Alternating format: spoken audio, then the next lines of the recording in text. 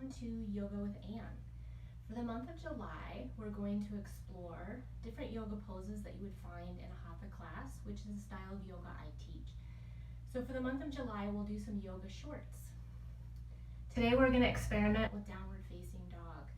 What I will do is show you setup for a typical downward facing dog, and then I'm going to show you variations that I've come up with or that I know of to help make the pose more accessible. There's a lot of ways to do this pose, and we're not going to explore the ways that we can add to it. We're going to explore the ways that if you have an injury, you're tired, something going on, that you have options for this pose. As always, you honor your body as we move through our variations, and you also know that sometimes downward facing dog is just not appropriate. Sometimes you've done a lot of the poses in class and you need a break, so you take a break. And there are variations that I can show you as options, but you can always do what's best for you. Downward facing dog in Sanskrit is Adho Mukha Svanasana. So we're going to set up for a typical down dog. Today the various props that I'm going to use to show you variations are a blanket, a chair, which could be a bed, a dresser, a coffee table, anything like that. And then also we're going to utilize the wall. So let's set up for downward facing dog.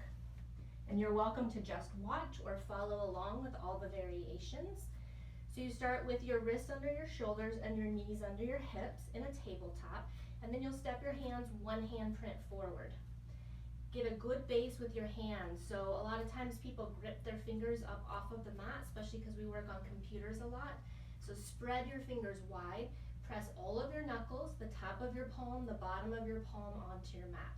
So your arms are strong and your hands and wrists are connected. And then you'll curl your toes under and you're going to lift your knees up. You're going to shift your hips back and then lift your sit bones up toward the ceiling. And you might have to make adjustments. You want to make sure that your ears are between your upper arms, your gaze is at your feet, your spine is long.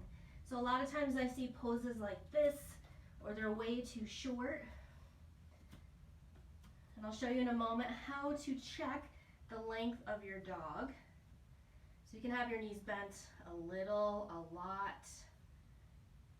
So the goal is to have a long spine. It doesn't matter whether your heels touch the mat or not.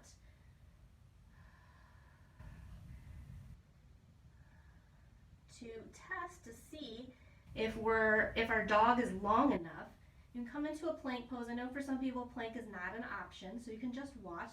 But I'm going to come forward. My shoulders are right above my wrists, and my feet don't have to move. So if my dog were too short, when I come into plank, this would happen, and I'd have to adjust my feet. So that's a good way to check. If plank is not okay for you, as soon as you come forward, you bring your knees down, and that's a way to check. So if you were too far forward, you would know.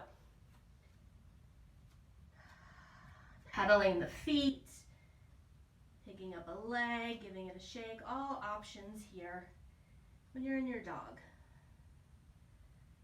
This is, I believe, a pose that's for the full body, but it can be intense in your wrists, your shoulders, your arms, other things going on in your body. So you'll bring your knees down, and I'll show you some other options. So tabletop is always a great option.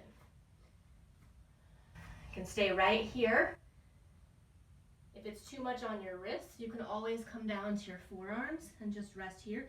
Press your forearms in your mat, and you'll still feel a lift in your belly and your chest open and somewhat active. Totally appropriate.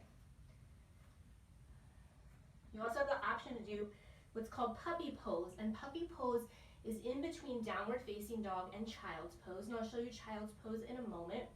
So puppy pose, you'd start to walk your hands forward like you would a dog, and then you'll start to shift your hips back like a child's pose. If that feels okay, then you move your hands more forward, you shift your hips more back.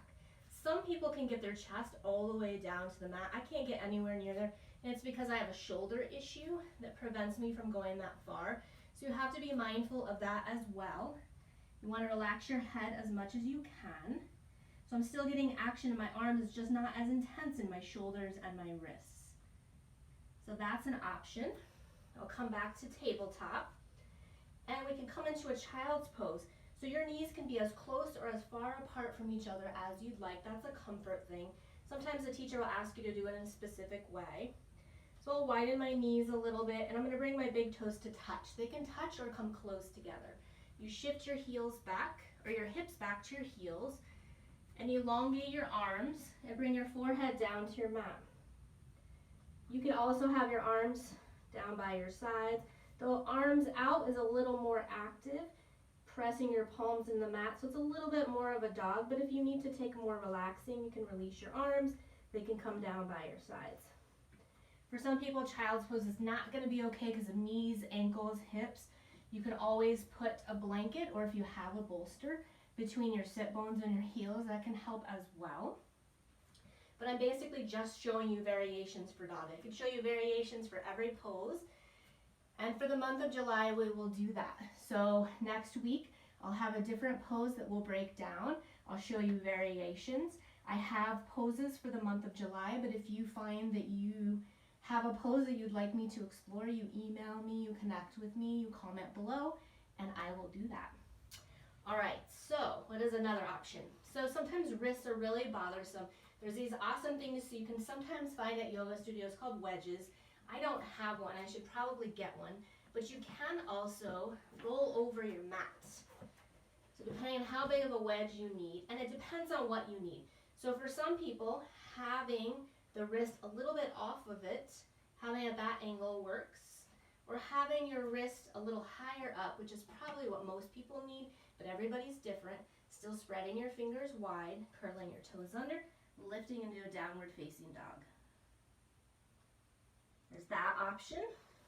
You also have a forearm dog or a dolphin pose. So you bring your forearms down to your mat.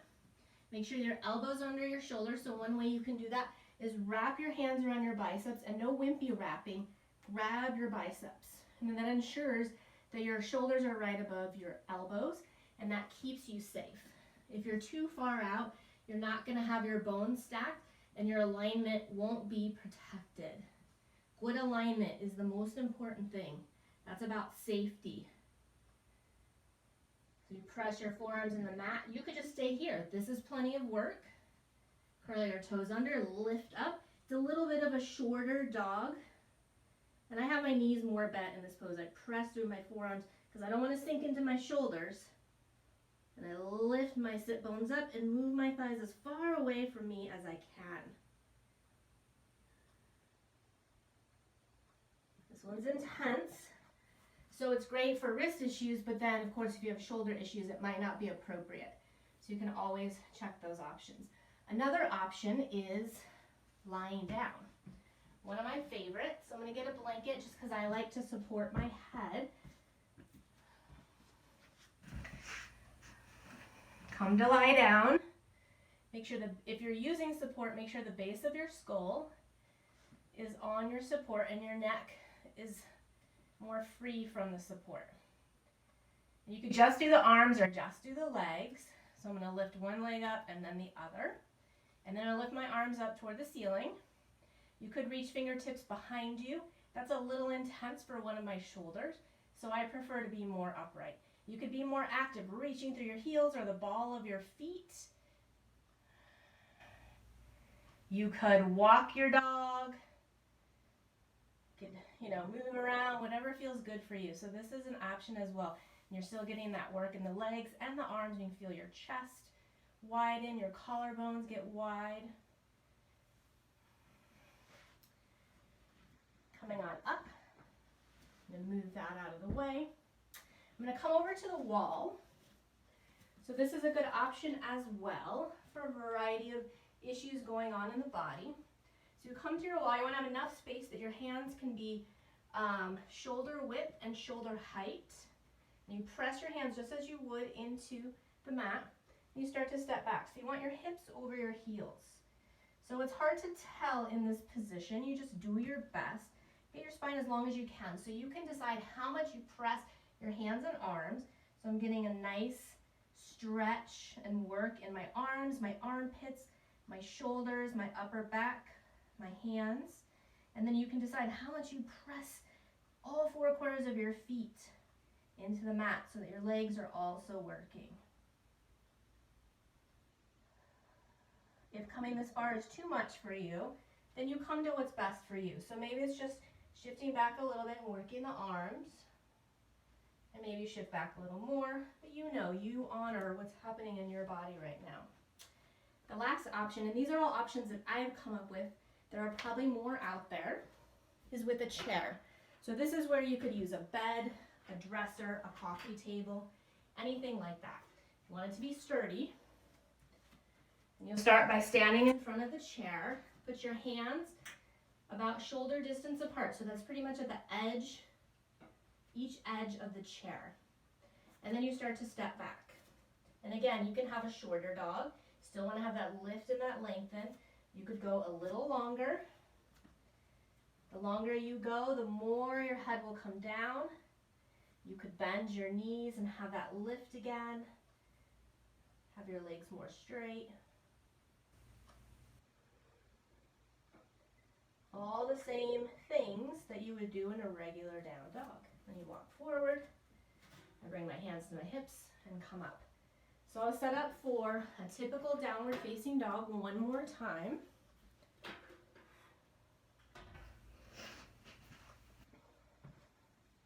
Typically, I start from a tabletop, but sometimes a teacher will have you come from a standing forward fold or a child's pose. If this is the most comfortable place for you to start, this is where you come to. No matter what the teacher asks you to do, you honor that for your own body. So a lot of my students, myself included, can go from a standing forward fold to a downward facing dog, no problem. A lot of my students cannot do that. And so they come back down to a tabletop, step their hands about one handprint forward, press through the hands, activate the arms, curl your toes under, lift your knees up. So keep your knees deeply bent this time, shift your hips back, and then start to straighten your legs. And then make those tiny adjustments. So a lot of times I see rounded backs, and it's usually because the feet are too close to the hands. It's a variety of reasons.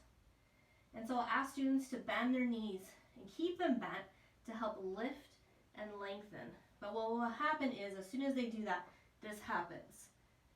So it's keeping knees bent, shifting up and back. The other thing is to make sure that you're not moving from your shoulders, that the movement's coming from this part of the body. So you could, and you don't want to, this is something I'm going to show you that you don't want to do, you can make the movement from your shoulders. This is how I used to do downward facing dog, because that's how I thought you're supposed to do it.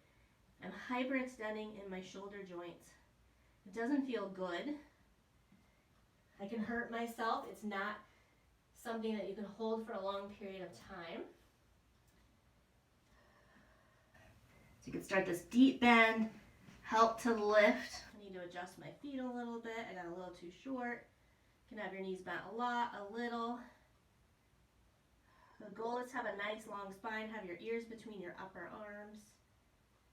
And again, even if dog is totally appropriate for you, you might need to take a break. So you come to tabletop, you come to child's pose, you come to some other option for you. So I hope you enjoyed this yoga short with me for downward facing dog. I'll see you next week with another yoga pose. You're welcome to comment below or email me at therealgofitgirl@gmail.com. You can find me on Facebook and Twitter as GoFitGirl and Instagram as TheRealGoFitGirl. I hope you have a lovely day, and I hope to practice with you again soon. Thanks.